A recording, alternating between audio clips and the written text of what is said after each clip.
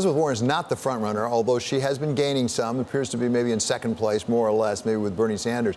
But you took a shot at her, even though she's not the front runner, when you wrote that op-ed piece earlier this week, really calling her a hypocrite, saying you like her, you respect her, you'd even support her if she got the nomination, but saying that she, in fact, is a hypocrite in having criticized Vice President Biden about the way he had raised funds. Why did you decide to do that? Why was that important to do right now? Well, first of all, we had a fundraiser for Vice President the second day of his campaign in Philadelphia. We raised a lot of money with people who gave the maximum $2,800. And by the way, David, nobody buys influence or anything close to it or special favors for $2,800 in a presidential race where the campaigns spend tens of millions of dollars. So that's point one. But point two is that she criticized the fundraiser, and the people who were attending were fat cats, influence peddlers.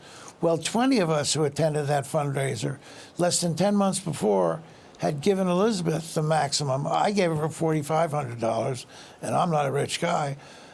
And we had given her the maximum, and she sent us all thank you letters and said how wonderful the event was.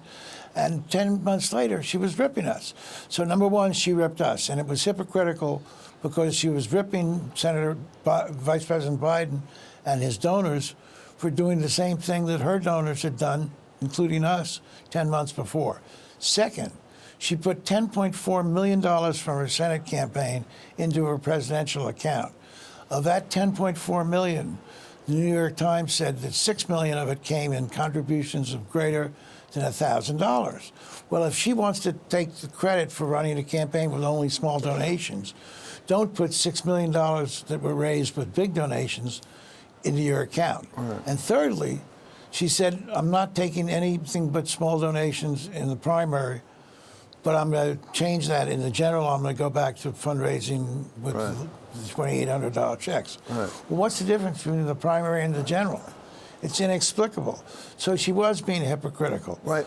And, you know, she has every right to limit her campaign to small donations, but don't criticize other people. Right. So the Times called me. They were doing a story on fundraising. They asked me about her attack on the Philadelphia fundraiser. I answered honestly. Then, based on the Times story, the Washington Post called me. I didn't shop around and said, will you write an op-ed piece? And I said, sure. So I guess the question, be that as it may, the question I guess I really have is it your judgment this may become an important issue for Democratic candidates, at least in the primary? That is to say, they do not want to be associated with, as you say, fat cats. They want to keep away from the wealthy, the business class, things like that. Is that going to hurt Democratic candidates in the primaries? No, because people don't care about it.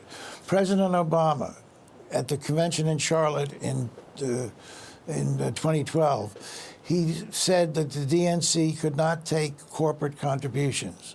As a result, Charlotte wound up in $25 million in debt when the convention was over. And you know how many votes we got across the country because we didn't take corporate contributions to conventions, which is both parties have been doing for decades? You know how many votes that got us nationally? What? 5 additional votes. 5. People don't care about that stuff. They care about your honesty, your integrity, and nobody is stupid enough to think that $2,800 is going to buy you special influence or special access.